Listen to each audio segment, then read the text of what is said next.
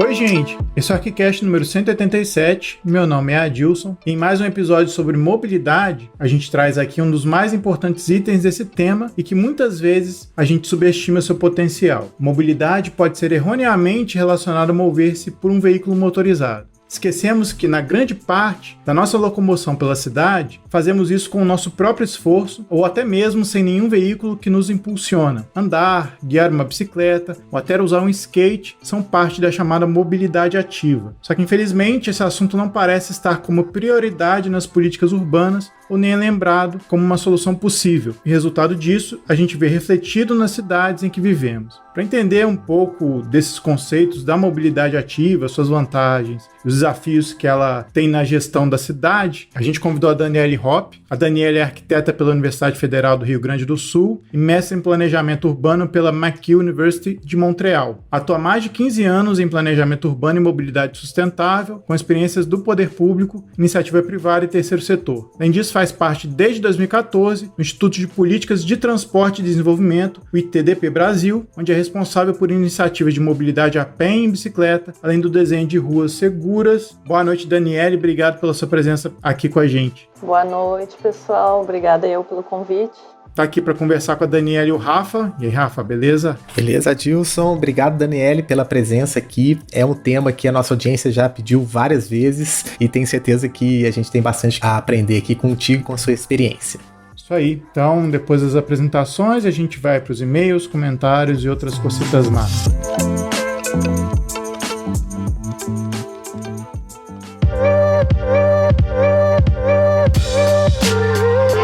Voltamos com mais uma leitura de comentários, e-mails e outras cositas más. Tô aqui com o Rafa. Diga lá, Rafa, tudo bom? Opa, tudo beleza. E aí? Tudo certo aqui, graças a Deus. Como é que esse pessoal faz para entrar em contato com a gente? Bem, mandando aquele e-mail maroto para contato@archicast.com. Lá você pode mandar pra gente histórias, comentários sobre os episódios, dicas, falar um pouquinho sobre você, sua trajetória, pra gente bater um papo e dialogar à moda antiga da internet, né?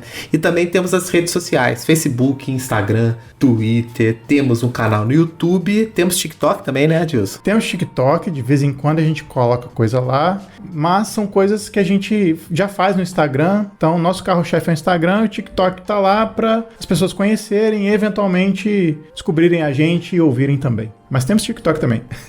Bem, a gente também tem um grupo no WhatsApp, que você pode ver o link lá no site, e um grupo no Telegram, que a gente posta aí recorrentemente algumas notícias e bate um papo com vocês lá. Exatamente. Bom, Rafa, vamos deixar essa galera ouvir o episódio de hoje sobre mobilidade ativa. Esse episódio tá excelente, eu gostei muito de ter feito e vamos deixar a galera ouvir. Isso aí, tá muito bom, vale a pena. Minha tia viu, minha irmã ouviu também, vocês vão gostar. Bom, a gente volta então daqui a 15 dias, deixando vocês com o episódio. Boa diversão. Valeu!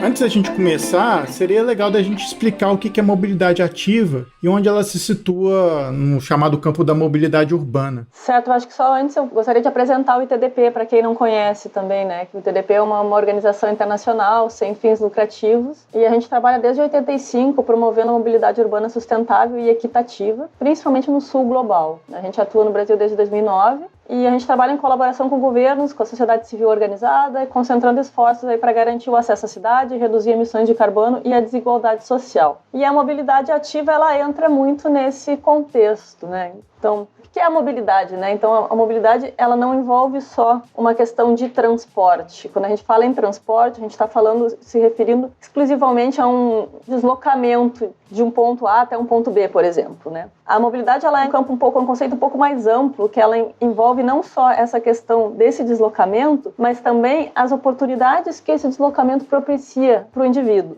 Então, por exemplo, eu vou de A a B para acessar um emprego. A capacidade que a nossa rede de transporte tem de nos dar acesso a serviços, a oportunidades de trabalho, acesso à cidade, né? A gente fala muito. E o que a mobilidade ativa é? É essa mobilidade, é esse acesso a oportunidades na cidade de uma forma ativa, de uma forma que envolve a propulsão humana. É a nossa atividade física que é o motor do nosso deslocamento nesses casos. Então a gente está falando de mobilidade a pé, da própria caminhada, que muitas vezes não é encarada considerada, né, como deslocamento ou como parte de um sistema de mobilidade. A bicicleta, a gente está falando de patins, de skate ou patinete, então de todos esses veículos, né, porque a bicicleta é um veículo também, que nos permitem nos deslocar, ou o corpo humano também, nesse caso, aí o pedestre, a gente tem o nosso próprio veículo, a gente já nasce aí com um veículo, que nos permite nos deslocar normalmente por distâncias, né, não muito longas e também com uma velocidade relativamente baixa. Acho que as principais características aí quando a gente fala de mobilidade ativa são essas.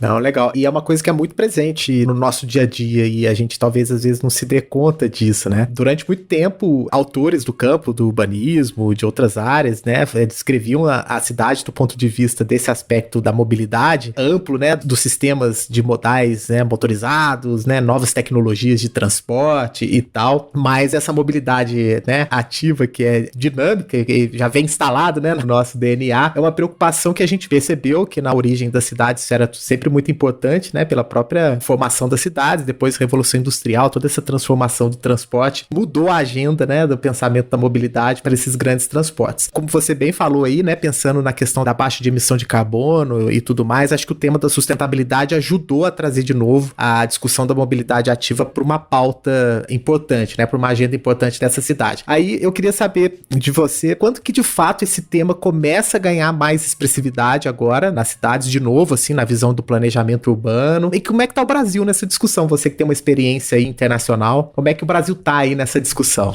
Eu acho que é isso que você mencionou bem, a mobilidade ativa, ela é parte aí da história da cidade, né? Mas trazendo isso para mais recentemente, para a gente não começar aí a falar do início da civilização humana, que a mobilidade ativa já estava lá, eu acho que a gente teve aí grandes avanços na década de 60 e 70 na Europa, né? Principalmente na Holanda e na Dinamarca. O carro, ele se popularizou nas cidades, ou ele se tornou aí um objeto de mais fácil acesso. Em 1908 foi o lançamento do Ford T, o veículo que se tornou popular e que realmente se disseminou pelas cidades nos Estados Unidos, principalmente, tá? E até aquele momento ali, a rua ainda era um espaço aí misto, né? Que tinha pedestres, tinha vendedores ambulantes, a gente não tinha essa distinção entre calçada e meio-fio, tudo acontecia ali, né? Que a gente está acostumado a ver isso em filmes, né? De época. Tudo acontecia ali na rua, as pessoas se encontravam. E aos poucos, com a inserção do carro, esse espaço ele foi sendo transformado, porque obviamente a gente inseriu aí um veículo que tinha uma velocidade diferente do que a gente estava acostumado, por isso mesmo ele trazia todo esse imaginário do desenvolvimento, do futuro, né, que seria a solução dos nossos problemas, facilitava muito o deslocamento, né, obviamente, acelerava muito em comparação ao que já existia na época, e a gente foi aos poucos segregando o espaço porque começaram a acontecer atropelamentos, né, óbvio, começaram a ter conflitos. No momento que a gente insere uma máquina nova numa rua que estava acostumada a uma outra dinâmica, começaram a aparecer os conflitos e aos poucos a gente foi entendendo que não, então a gente vai liberar o espaço da rua para o carro e o pedestre vai ter a calçada, o lugar do pedestre caminhar. A bicicleta a gente nem vai considerar direito.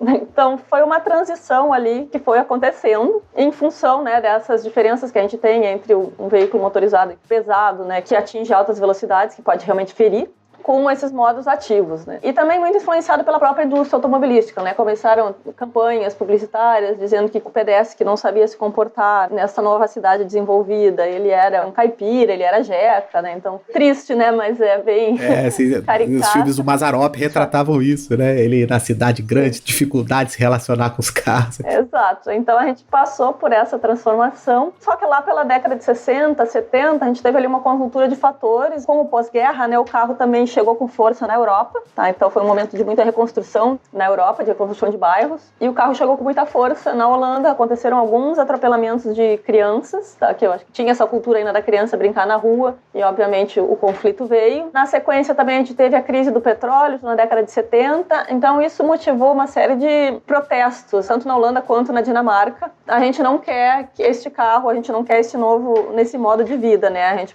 na Holanda tem fotos aí desses protestos falando de não parem de matar nossas crianças. Na Dinamarca, em Copenhague, foram questões realmente mais econômicas. A crise do petróleo chamou atenção e houve um investimento em bicicleta naquela época. Se a gente parar mais recentemente, no mundo, aí teve esse boom, tanto a Holanda quanto a Dinamarca, que a gente ouve muito falar, né, de Amsterdã, a capital da bicicleta. A Dinamarca também, o capital da bicicleta, hoje em dia, o Copenhague, né, desculpa, vem dessa época. Eles já começaram, eles já entenderam a importância da bicicleta naquela época. Tá? Então, eles têm políticas públicas que estimulam e priorizam usam a bicicleta desde a década de 60 e de 70 e chegaram onde eles chegaram hoje. Não foi de uma hora para outra, foram políticas públicas muito consistentes. E no Brasil, infelizmente, a gente ficou muito para trás nisso e ainda estamos muito para trás, né? Eu acho que mais recentemente existiram alguns movimentos do governo federal, algumas criações de alguns manuais de referências técnicas para o manual do JPOT, eu acho que, se eu não me engano, é mais ou menos por essa época também, mas sempre foram movimentos muito tímidos, né? Nunca houve uma política pública consistente. E eu acho que já dou um salto, né? Que a gente chegou aí em 2012, a gente teve a promulgação da Política Nacional de Mobilidade Urbana. Ela coloca aí na hierarquia, né, das nossas prioridades a mobilidade ativa, tanto a pé quanto em bicicleta. Ela institui que eles devem ser priorizados, coisa que o nosso Código de Trânsito já dizia desde 97. Mas ela vem aí trazer algumas outras ferramentas para os municípios poderem trabalhar nesse sentido. Em 2013, a gente tem uma série de protestos, né, muito focados em transporte público, que também naquele momento ali a gente se volta muito para as questões da mobilidade, né? E aí eu acho que nessa esteira a bicicleta ganhou uma atenção, principalmente a bicicleta. Posteriormente, eu acho que os movimentos de mobilidade a pé também seguiram nessa esteira de um caminho que os ativistas da mobilidade em bicicleta já tinham conseguido e foi se fortalecendo. E a gente chegando onde a gente tem hoje. A gente teve aí então a pandemia, que também eu acho que nas cidades, muitas cidades europeias e nos Estados Unidos também a bicicleta foi um veículo que se mostrou muito resiliente, né, em várias situações, e não só na pandemia, mas uma série de cidades no mundo durante a pandemia aproveitou esse momento que tinha poucos carros na rua para implementar infraestrutura cicloviária, porque ela era uma opção de transporte individual ao ar livre, então muito em função do medo de contaminação. E o Brasil, infelizmente, ficou para trás nessa questão, né? A gente teve aí um boom, acho que, de implantação de infraestrutura aí na época da Copa, das Olimpíadas, até 2016, 2017. E depois, acho que houve uma associação muito equivocada de bicicleta com política. A gente vive hoje num país muito polarizado, né? Também acho que isso contribuiu para muitos retrocessos em função de infraestrutura cicloviária. E estamos aí onde estamos hoje. Durante a pandemia houve, eu acho que, um aumento do uso da bicicleta, mas a gente não viu isso muito seguido por políticas públicas. Enquanto em outras cidades da América Latina, por exemplo, Bogotá e Buenos Aires, Quito, no Equador também, aproveitaram esse momento para aumentar a infraestrutura. Cidade do México também fez algumas implantações importantes. E aqui a gente ainda está patinando aí muito. Existem iniciativas, mas elas são ainda uma escala muito pequena para o tamanho de país que a gente é, para as questões de mobilidade que a gente tem. Você falou dessa questão da tentativa de implementação e tal, tem questões políticas também envolvidas, mas também tem um ponto de vista cultural, né? Tipo, a sociedade que recebe massivamente a propaganda do automóvel como o único meio eficaz e tal. Tem esse componente também, você acha? Ou isso já está um pouco resolvido, assim, pelas suas pesquisas? O que vocês percebem? De maneira nenhuma. Mas isso acho que não é privilégio do Brasil também. É um problema mundial. Talvez na Europa seja um pouco menos pela história, a cultura deles. A gente tem um transporte público ainda sem qualidade, né, que é muito difícil a gente também convencer, tirar essa... Acho que a gente vive o sonho americano, né, em algum momento nos venderam essa ideia de que o carro era esse objeto de liberdade, de status, e eu acho que a gente cultiva isso até hoje, internacionalmente. Hoje eu acho que a gente tem também uma consciência, estudiosos têm uma consciência de que esse modelo já se mostrou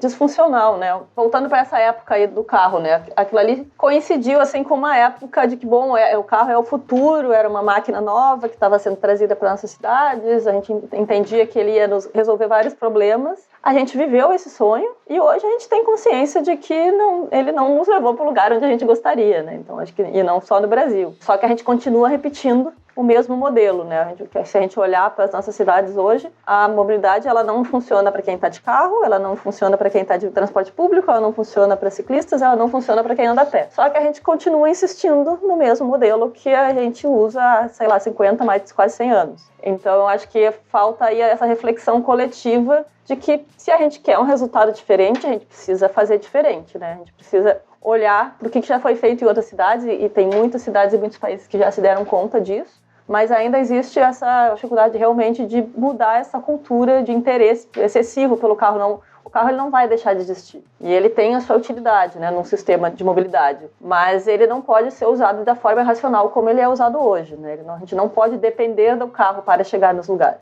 Para ir trabalhar todos os dias, por exemplo.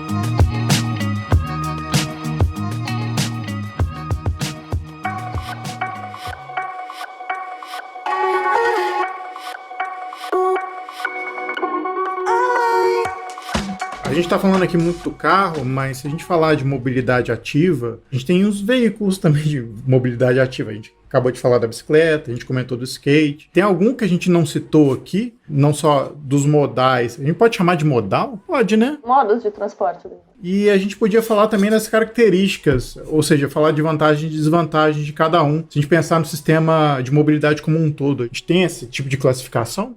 Olha, boa pergunta. Eu acho que deve existir, não me vem nenhuma à cabeça agora, mas o que a gente entende? Eu acho que eu trabalho mais focada em mobilidade ativa, né? A gente fala muito hoje da importância da multimodalidade, né? Ou da integração modal, que seria o uso de diversos modos de transporte para fazer um deslocamento de o ponto A até o ponto B. Então, o que isso significa? Que os transportes eles acontecem em cadeia. Por exemplo, supondo que eu vou andar de transporte público. Eu vou chegar no ponto de ônibus a pé. Então, eu vou fazer um trecho do meu deslocamento a pé. Mesmo se eu sair de carro, eu vou ter um trecho que vai ser a pé. Vou ter que chegar na garagem, vou ter que chegar onde o carro está estacionado. E a mesma coisa no destino. Eu vou deixar o carro estacionado, vou sair do carro e vou chegar no meu destino a pé. A gente não entra de carro no comércio, por exemplo. Então, acho que falta essa visão sistêmica. Então, aí a gente está falando da caminhada, ela é um modo para distâncias curtas. Nas cidades brasileiras, se a gente parar para olhar os dados, né, a maioria dos deslocamentos eles são feitos a pé. Depois a gente pode falar mais sobre isso, que já é uma outra questão, que as pessoas caminham não é por opção, é porque elas não conseguem entrar nesse sistema por questões financeiras, elas não têm recursos para pagar uma passagem de ônibus, por exemplo. Então, elas acabam fazendo deslocamentos de 2 horas a pé, que também que não é o que a gente deseja, né? Essas pessoas estão sendo penalizadas. Por mais que elas tenham ganho de saúde aí, o ideal é que elas não precisem, né, por obrigação, caminhar 2 horas para chegar no destino. E normalmente são caminhadas feitas em áreas sem infraestruturas, né? Sem pavimentação, sem iluminação, sem segurança. Né? Exatamente, são caminhadas de risco, né? Que a gente já entra em outra questão que é de segurança viária. A bicicleta já expande um pouco esse horizonte da caminhada, né? Então, se a gente traçar aí uma média, então, que o pedestre caminha a uma velocidade aproximada aí de 4 km por hora, um pouco menos, no caso de uma pessoa idosa, por exemplo. A bicicleta, vamos supor aí que a velocidade urbana vai variar entre 12 km por hora, 15 km por hora, em alguns lugares que tenham uma infraestrutura adequada, pode chegar a 20. E a bicicleta, a gente costuma dizer que ela é apropriada, ela é um veículo muito eficiente para distâncias de 5 a 8 km, que é provavelmente o veículo mais eficiente que existe para essas distâncias, mais que o carro, inclusive. Então, ela amplia já esse raio de alcance do pedestre. E se a gente alinhar a bicicleta ao transporte público, vamos supondo que a gente imagina que a gente tem uma linha de metrô, uma linha de ônibus, um BRT, cortando a cidade, certo? Trabalhando aqui a imaginação de arquitetos.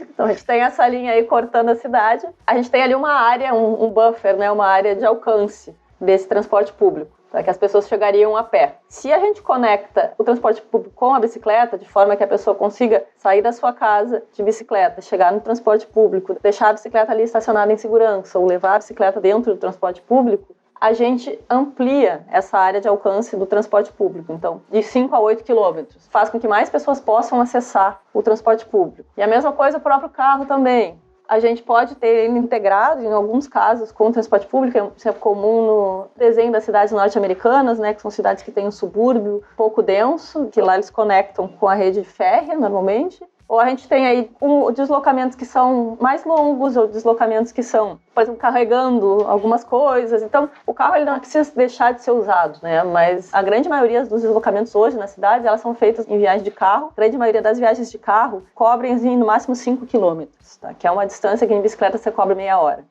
Tá, então são esses deslocamentos que não precisam ser feitos de carro que a gente precisa focar para reduzir. E o transporte público é isso, para distâncias longas também na cidade, ele é o ideal. Exatamente para deslocamentos também diários, né, que a gente vai e volta no mesmo dia, vai para o trabalho de manhã, volta para o trabalho de tarde. A gente não pode depender do carro para fazer esses deslocamentos que são realmente cotidianos. Você até entrou num ponto interessante que é a questão dessa interação modal, né? Porque isso é uma coisa também que a gente percebe aqui na nossa cidade, também é uma coisa cultural também. A pessoa ela quer descer do seu apartamento com um ponto de ônibus na frente, pegar o ônibus e sair no destino. Essa questão de você fazer transposição de modal ou trocar de transporte público é uma questão aqui, pelo menos na nossa região, aqui é uma cidade médio porte, mineira, é uma questão cultural também. As pessoas querem sair da porta da casa delas e chegar no destino sem fazer nenhuma transposição. E essas transposições modais é que, de fato, ajudam a ativar essa mobilidade, né? Você descer um ponto, atravessar uma quadra, né? E quando você atravessa essa quadra, você passa por um comércio, comércio, né? Você tá criando vitalidade num trecho para pegar um outro ônibus, um outro ponto, ou trocar de modal, ou deixar a bicicleta, né? Mais um comentário que eu colocaria também tem a chuva, né? Hoje, por exemplo, tá chovendo e o trânsito piora, porque a possibilidade de andar a pé fica mais restrita. Tem isso também, né? Mas se a gente for pegar a porcentagem de dias chuvosos com dias comuns, mas enfim, é só porque eu lembrei disso, desculpa.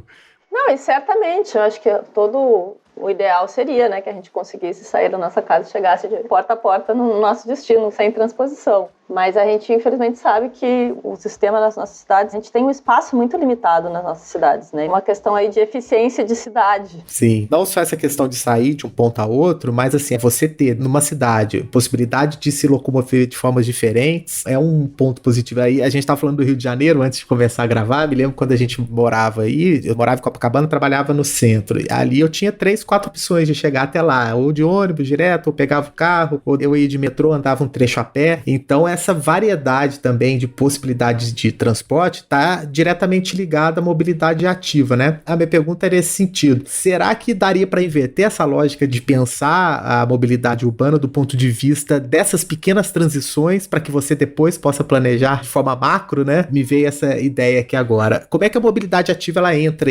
meio que nessa disputa aí de tentar encontrar os melhores caminhos, as melhores formas de se deslocar? Quando a gente fala de integração modal, né, eu acho que a gente tem a preocupação do conforto também do usuário, é óbvio, né? Porque a gente tem que pensar em diversos públicos também. Não são só pessoas sem deficiência, por exemplo, que vão precisar fazer essa integração, né? Então, a gente vai ter também uma pessoa idosa, a gente vai ter uma mãe carregando uma criança, a gente vai ter uma pessoa em cadeira de rodas ou com uma bengala, que também precisam estar incluídas nesse sistema. Então, se a gente pensar nisso, essa integração, se ela for muito penosa, ela não é benéfica.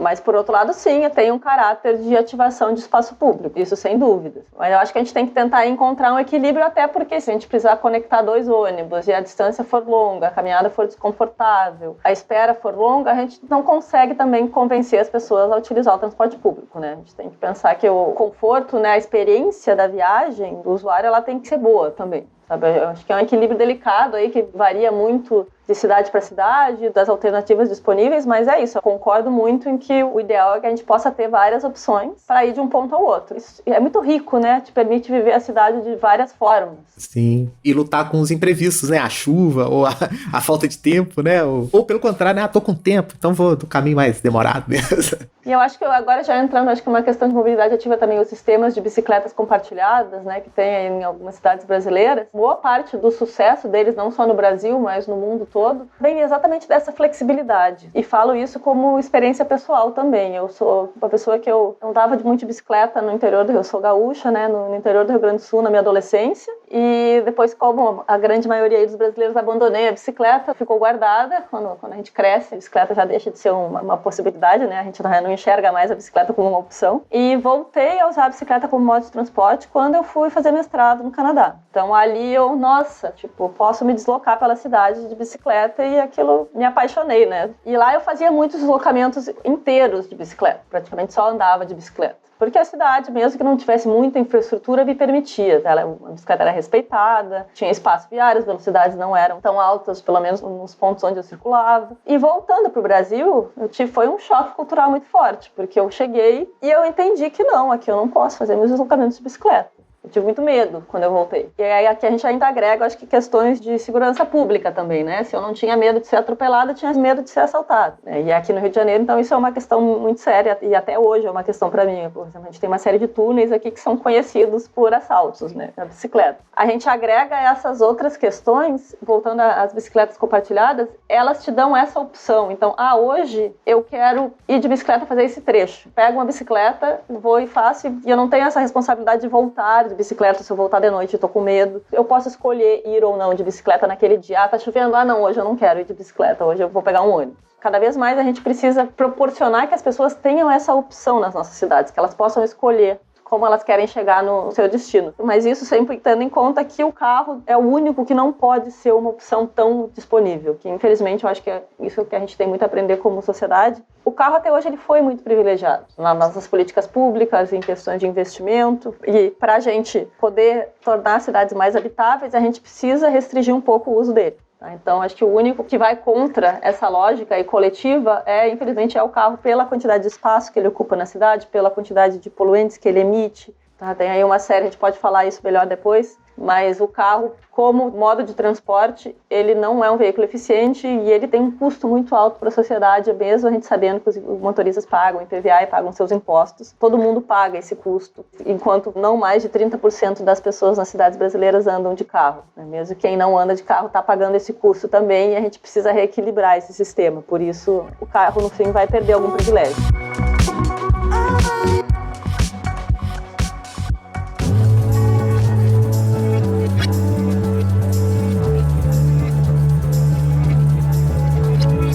A gente falou aqui do suporte para mobilidade ativa, né? A gente falou basicamente das ruas e calçadas. Ou seja, se você não tiver uma calçada minimamente transitável ou uma rua que possa pelo menos proteger o ciclista, né? Você tem aí desvantagens para cidades em relação a essa mobilidade ativa. Mas, além disso, o que entra na conta em termos de infraestrutura ou equipamentos para a mobilidade ativa ser realmente exercida?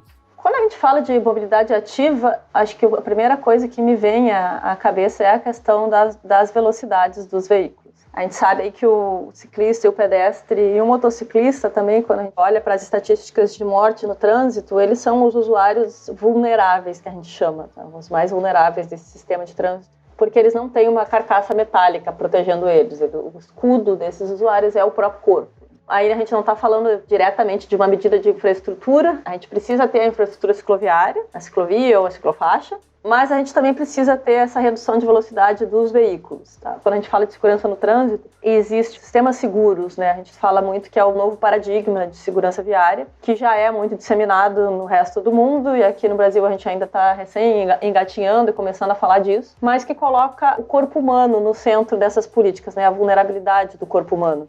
Então, o que a gente entende? Que qualquer usuário de qualquer modo de transporte, ele pode errar. Por exemplo, o ser humano não é perfeito, né? Ele vai cometer erros em algum momento. Então, mesmo que, por exemplo, um motorista vai furar o sinal, ou um pedestre que vai atravessar falando no celular, sem se dar conta, mandando mensagens, ou o próprio motorista também andando com o celular na mão, ou um ciclista também cometendo alguma irregularidade, se arriscando. Mas a gente precisa que esse erro ele não seja fatal. A gente precisa desenhar as nossas ruas para ela comportar, acomodar esse erro sem que ele cause mortes ou ferimentos muito graves. Tá? Então a lógica toda vem daí. Eu acho que antes de citar, a gente precisa de calçada, a gente precisa de ciclovia. Isso são consequências de um modo de pensar, de um modo de estruturar a nossa rua, porque daí você vai ter soluções diferentes para cada tipo de contexto, né? Então, em alguns lugares, isso vai significar a construção de calçadas segregadas. Em outros lugares, que a gente consegue baixar a velocidade dos veículos para menos de 30 km por hora, por exemplo, a gente consegue ter uma convivência harmônica entre ciclistas e pedestres e veículos. Tá, e automóveis. Então, a gente não precisa necessariamente ter essa segregação dos usuários. Então, isso varia de situação para situação, mas a lógica toda é essa, de garantir a segurança de todo mundo que está circulando na rua. Então, se acontecer um pequeno choque, uma pequena colisão a 30 km por hora, a probabilidade de um pedestre vir a falecer, um atropelamento, né, a 30 km por hora, fica em torno de 15%. Se um atropelamento acontecer com um veículo andando a 50 km por hora, a chance da pessoa vir a falecer é 85%. Né? Então, tem muita diferença. Então, acho que quando a gente fala de infraestrutura, para garantir segurança na circulação, a gente está falando disso. E depois a gente tem uma série de outros elementos que são de estímulo ao uso da mobilidade ativa. A gente sabe que ninguém gosta de caminhar numa rua deserta, ou tipo, a gente tem fachadas cegas, ruas com muros muito altos, que as pessoas se sentem inseguras. Então, a forma urbana, né, o desenho do térreo do edifício, ele é muito importante para propiciar essa troca, esse conforto na caminhada, ou mesmo no uso da bicicleta também, que a gente chama de a fachada ativa. Então, pequenos comércios nos térreos também, que a gente chama também de olhos da rua. A Jane Jacobs, né, falava muito dos olhos da rua, que é essa vigilância informal e natural, que as pessoas se sentem vistas e ainda assim um pequeno delito, né, mais oportunista, óbvio que a gente não está falando aqui de crime organizado, que é um problema no Brasil também, mas um pequeno delito, às vezes, ele pode ser impedido por essa vigilância informal, né? As pessoas se sentem mais seguras ao caminhar e o próprio oportunista também se sente vigiado e pode se tornar um pouco menos ativo. A gente tem questões de sombra também, especialmente no nosso verão, que são importantes para aumentar o conforto da caminhada, mobiliário urbano, né? Então, bancos, bebedouros, sanitários, tá? Em especial se a gente estiver falando de mulheres, de cuidadoras, com bebês, idosos, pessoas que precisam sentar um pouco, uma mãe que precisa descansar com uma criança. tem aí uma série de elementos que podem ajudar a tornar esses deslocamentos ativos mais atrativos, né? Além de sinalização, bicicletários, é muito importante a gente ter onde estacionar a bicicleta. E fora questões de planejamento urbano mais em ampla escala, né? Que a gente precisa de um mínimo de densidade urbana, para que não significa altura, né? Acho que também isso é uma questão muito latente aqui no Brasil. A gente fala em densidade, automaticamente acho que a gente está falando de arranha-céus. Verticalização não é isso, né? São duas coisas diferentes. Elas podem andar juntas, mas elas não precisam andar juntas. E quando a gente fala de verticalização, a gente tem que pensar muito no desenho do térreo para não matar áreas inteiras de cidade, porque a gente sabe que isso acontece, né? Essa cidade aí da grade, do muro, da falta de mistura de usos, a gente acaba matando o espaço da rua, a criação de condomínios nas nossas cidades, acaba criando pequenos guetos, né? Estimula o uso do carro, sabe? É um círculo vicioso. A resposta aí foi super completa, você passou por todos os itens, elementos aí que ajudam a estruturar essa mobilidade ativa, e enquanto você estava falando eu estava pensando aqui, são elementos relativamente ordinários do projeto urbanístico, do projeto paisagístico, né? Você falou aí de mobiliário, conservação das calçadas, a questão do controle da velocidade dos veículos, né? O radar, né? Então são aparatos que já existem, né? Assim, que estão aí colocados para uma gestão pública trabalhar em sinergia com a questão das atividades, dos usos, né? Como você bem falou aí, da Jane Jacobs e tudo mais. Mas aí eu queria te perguntar o seguinte, a gente tem todos esses aparatos que são de fácil acesso, mas também tem gadgets aí, agora que tá todo mundo conectado, né? Acho que assim, mesmo num país aí com a discrepância social, acho que, né, todo mundo aí, quase todos, tem acesso a um aparelho de celular e tal, que tem um aplicativo instalado. O que existe de inovador em termos de tecnologia e informação digital que pode auxiliar nesse processo também de juntar essas peças todas aí que você relatou? Cara, acho que primeiro a gente precisa fazer uma ressalva que por mais que o Brasil seja aí eu não vou saber dizer de números agora recentes, mas que a gente tenha esse alcance muito grande do celular, a gente precisa lembrar também que as pessoas às vezes têm acesso ao aparelho, mas às vezes não têm acesso ao pacote de dados, né? E ficam muito limitados aos pacotes que vêm com o celular, né? O WhatsApp ou os aplicativos ali que às vezes são acordos entre redes sociais e operadoras, né? Então, o fato da pessoa ter um celular não significa que ela tenha acesso a qualquer tipo de aplicativo. Então, acho que isso a gente tem que sempre lembrar, porque ainda é uma questão no Brasil. A gente viu essa dificuldade de acesso à internet muito presente na questão das escolas durante a pandemia, né? Teve muito estudante que acabou não tendo acesso. Então, acho que a gente tem que cuidar aí, porque infelizmente a gente ainda é um país que é muito desigual, né? A tecnologia, ela tá aí, eu acho que a gente não vai fugir dela. É como o carro, a gente precisa domesticar o uso, né? Tipo, não dá para acreditar na panaceia de que vai resolver todos os nossos problemas. A gente tem que avaliar com calma quais são as tecnologias que fazem sentido no nosso contexto. E ainda assim, quando elas fazem sentido, a gente precisa entender como é que elas chegam nessas camadas da população que ainda não tem acesso. Se essa digitalização 100% não está excluindo pessoas. Eu acho que antes de falar qualquer coisa, eu acho que sempre precisa fazer essa pergunta, né? Mas ela pode ser muito útil para o poder público, tá? Eu acho que especialmente em coleta de dados de forma mais ágil, identificação de pontos críticos, por exemplo, a priorização de intervenções. A gente usa, por exemplo, agora falando de segurança viária, segurança no trânsito. Se a gente tem um sistema bem feito de coleta de dados que identifica onde esses atropelamentos estão acontecendo, com que velocidade e qual é o tipo de atropelamento, por exemplo, a gente consegue ir resolver o problema naquele ponto. É mais eficiente a resolução das questões. E se a gente monitora, a gente também tem certeza que aquela intervenção ela foi um sucesso, ela realmente teve um impacto e a gente consegue reproduzir ela de forma mais criteriosa. Então a gente fica muito na tentativa e erro. A tecnologia, se bem usada, ela pode economizar recursos. A gente tem centros de operações e controle integrados de sistemas de transporte público, por exemplo, aqui no Rio com câmeras, né? Então, acho que ela vem para ajudar, mas é isso, eu acho que não pode ser vista como uma panaceia de que vai resolver todos os nossos problemas. Tem os outros aplicativos, esses de usuários, de bicicletas compartilhadas, entregas a domicílios, né? Que também tem seus impactos em ruas, né? Hoje a gente vê uma discussão muito forte aí sobre a logística de última milha, que a gente chama, né? Que são essas entregas em distâncias curtas. A gente viu um aumento muito grande do uso de bicicletas em função desses aplicativos, né, recentemente. A gente também não pode esquecer que a tecnologia ela tem um impacto na escala real da nossa vida, ela não fica só ali no aplicativo. Tem se falado muito hoje nos aplicativos que integram todos os modos de transporte, né? Que você tem um único aplicativo, consegue pagar a sua tarifa de ônibus, a de metrô, consegue pegar uma bicicleta compartilhada, ele te ajuda com essa mobility as a service, então a mobilidade como um serviço. Tem se falado muito disso, vocês perguntam o que a gente tem de inovador.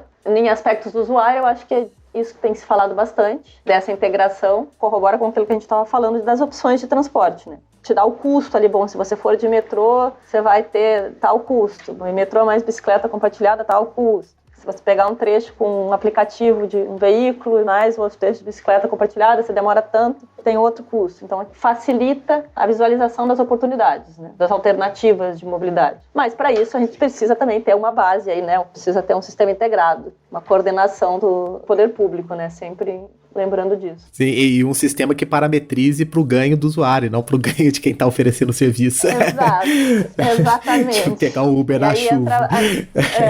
Exatamente. E aí a gente entra com, acho que o poder público precisa regulamentar isso, né? Precisa estar presente, dando as diretrizes, né? Para que isso seja para o ganho coletivo. A gente fica nessas polêmicas, assim, Uber pode ir nessa cidade ou não pode nessa, e se preocupa muito pouco com mobilidade em termos gerais para o usuário da cidade.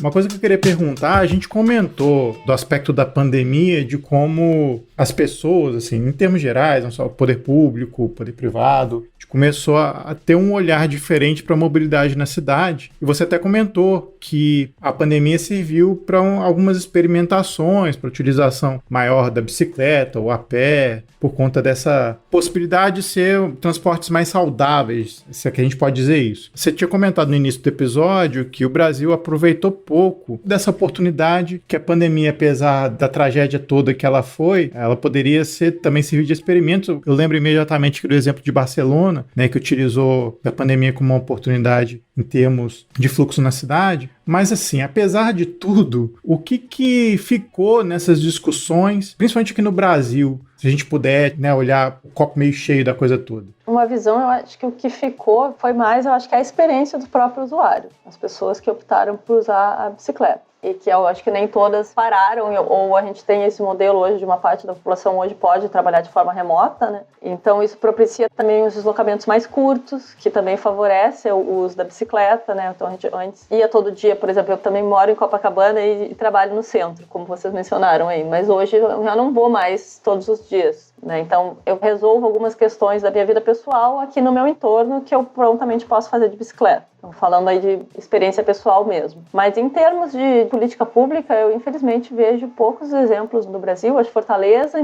aproveitou para implementar algumas rotas, mas Fortaleza é um município que já vem, né, há alguns anos aí com uma política muito consistente e contínua de planejamento cicloviário. Foi uma continuidade, aceleraram planos que já estavam previstos para implementação. Belo Horizonte também implementou algumas rotas temporárias, né, que viraram permanentes, mas não foi nada muito expressivo se a gente comparar com o que aconteceu em outras cidades, né? Por exemplo, Bogotá e Cidade do México implementaram vias temporárias paralelas a corredores de BRT que depois viraram permanentes, sabe? Vários quilômetros. No México tem uma ciclovia na Cidade do México, na Avenida Insurgentes, que é uma das principais artérias de transporte da cidade, e eles fizeram uma ciclovia de 14 quilômetros também, que hoje é permanente. Em Bogotá foram, acho que 76 quilômetros de infraestrutura temporária, e boa parte, não foi tudo, mas foi transformada em permanente também. Em Buenos Aires, eles coletaram alguns dados e o uso da bicicleta cresceu 27% na pandemia. Tá? E eles aproveitaram a pandemia em quantidade de infraestrutura.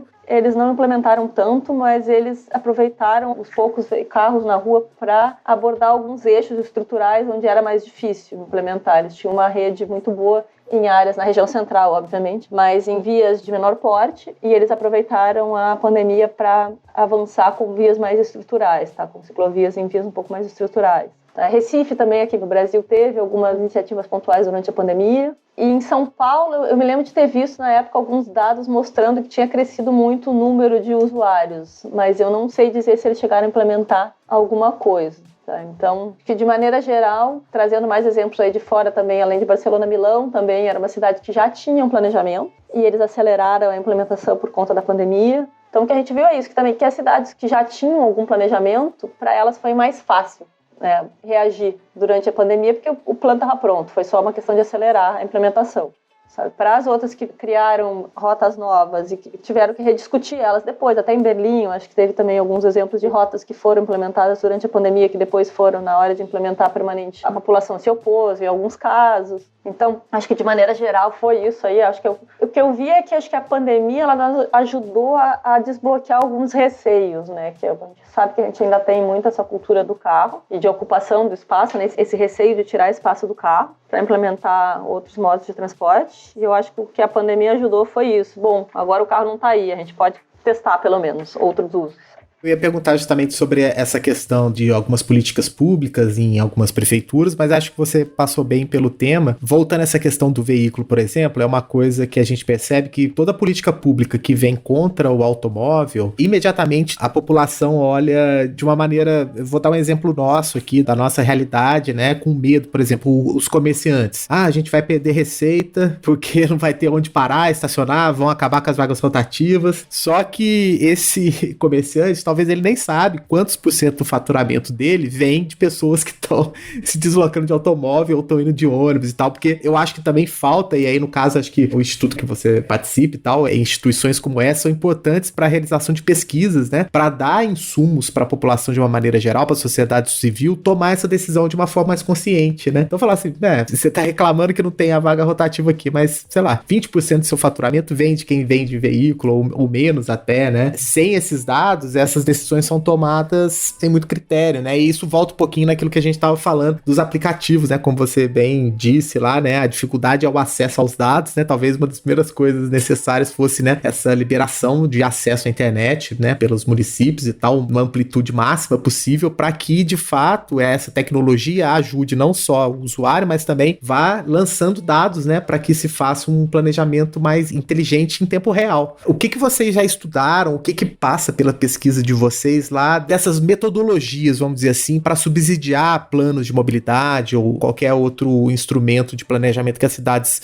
brasileiras possam ter? O que você acha que a mobilidade ativa pode contribuir para a reflexão em cima dessas metodologias de planejamento? Eu acho que, primeiramente, a gente precisa querer olhar, né? A gente que trabalha no meio da mobilidade, a gente sabe, acho que, da importância e do potencial da mobilidade ativa como modo de transporte, mas a gente também entende que essa importância estratégica ela ainda não é clara para muitas pessoas e mesmo para alguns técnicos também. O primeiro passo é isso, acreditar e estar disposto a mudar o modo de fazer as coisas, né? Porque hoje a gente, realmente, a mobilidade a pé ou a mobilidade de bicicleta, ela não é vista como um elemento estrutural do transporte nos nossos municípios, né? Ela normalmente fica num núcleo à parte, que é separado do planejamento total, né? Do sistema de transporte. Fica ali são os ciclistas chatos ali que ficam incomodando. Então, eu acho que o primeiro passo é entender que não, são dois modos que precisam ser vistos como parte estrutural do sistema de mobilidade. E aí, eu acho que a questão de metodologia, quando você estava falando, eu fiquei pensando em contagens, eu acho que é isso. Eu acho que hoje a gente ainda não tem métodos muito fáceis, né, para incorporar, porque eu acho que, especialmente no Brasil, a gente ainda está engatinhando nisso. Existem uma série de modos de contagens de bicicletas, tipos de contadores diferentes, mas no Brasil eles ainda são caros. Muitas das contagens que a gente faz ainda são manuais, às vezes para mostrar, e tem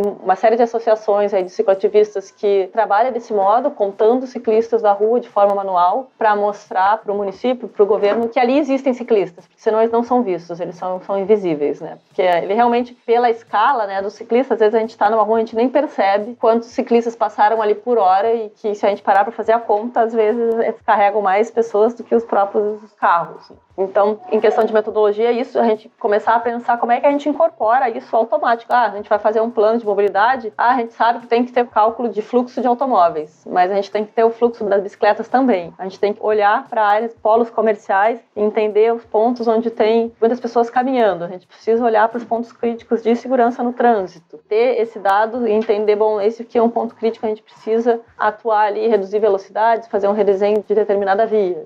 Então, as tecnologias, elas estão aí disponíveis, elas ainda não são encaradas com a importância que elas precisam ser encaradas. Óbvio que sempre tem a evoluir, mas não é que a gente não consiga fazer. A gente tem que trazer elas desde o início, né, da gênese do pensamento de um plano de mobilidade, e não só quando a sociedade civil demanda. Se a gente pensar isso estrategicamente lá atrás, é muito factível, tanto que tem municípios brasileiros que estão fazendo isso ativamente, como é o caso de Fortaleza, por exemplo. Legal, você deu exemplos do Brasil e do mundo que tem um olhar sobre a mobilidade ativa que junta também com a ideia de planejamento urbano e mobilidade ativa, né? Você citou, se eu não me engano, Bogotá, você falou de Recife, tem algumas outras cidades que a gente pode citar aqui também? Acho que tem as cidades clássicas europeias, né, que a gente falou já de Amsterdã e Copenhague. Bogotá é uma cidade que tem avançado muito nesse sentido também. Na América Latina e Buenos Aires também. Acho que são cidades que têm avançado muito com o planejamento cicloviário. No Brasil, acho que Fortaleza tem sido um caso importante, realmente, de integrar, de fazer vários tipos de sistema de bicicleta compartilhada, de integração com sistema de ônibus, de ter uma política aí consistente, até inclusive em Fortaleza faz alguns anos já que eles instituíram a área azul de estacionamento, né, e parte do recurso da área azul, ou acho que todo o recurso da área azul, ele é destinado à manutenção do sistema cicloviário. É uma questão onde a gente esbarra muito ainda, hoje a gente tem a implementação, mas os municípios brasileiros ainda esbarram muito nas questões de manutenção, e a rede cicloviária precisa ser mantida para que ela continue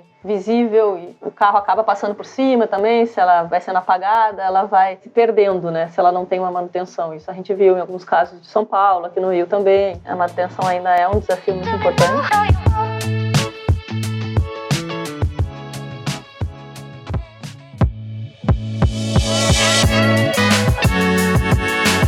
Bom, para a gente finalizar então, a gente faz a nossa famosa rodada de dicas aqui com os convidados e com a gente também. Daniela, você já tá com a sua dica aí pra gente? Sim, eu selecionei algumas coisas aqui, mas mais do que livros, eu acho que o livro que eu selecionei foi o Brasil que Pedala, tá? Que é um livro de 2019, que a gente encontra online, tá? Vocês podem entrar no site da União de Ciclistas do Brasil, que é a uniãodeciclistas.org.br, que é um livro muito interessante que traz exemplos de cidades brasileiras de pequeno porte, onde a bicicleta é muito utilizada, tá? Que é um Brasil que eu acho que às vezes a gente esquece. E eu queria deixar algumas referências de alguns sites para quem se interessa por mobilidade ativa. O próprio site do ITDP Brasil, o LabMob, que é um laboratório de mobilidade ativa que existia na UFRJ, tem algumas publicações bem interessantes também. O próprio site da União de Ciclistas do Brasil, a UCB, eles têm um observatório da bicicleta, onde eles colocam notícias e tem também muito material e publicações sobre mobilidade em bicicleta. A gente teve aí uma iniciativa também chamada Como Anda, que foi uma iniciativa que nasceu em 2016 para compreender o cenário da mobilidade a pé no Brasil. Tá? Então, eles fizeram todo um mapeamento de quem são e o que fazem as organizações que atuam no tema, comoanda.org.br. Então, eu queria deixar aí essas dicas para quem se interessa pelo tema. Tem muito material disponível na internet.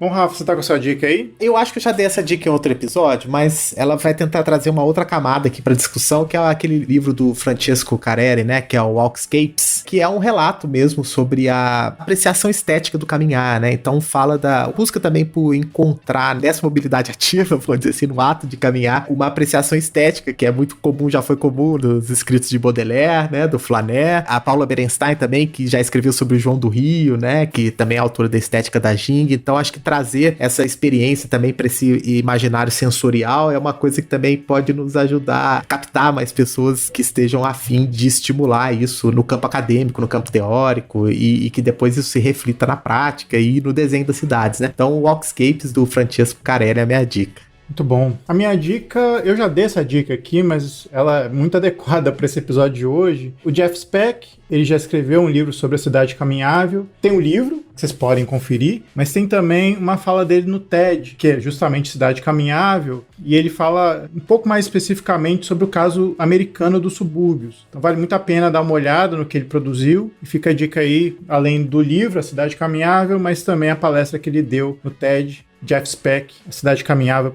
e fica a minha dica.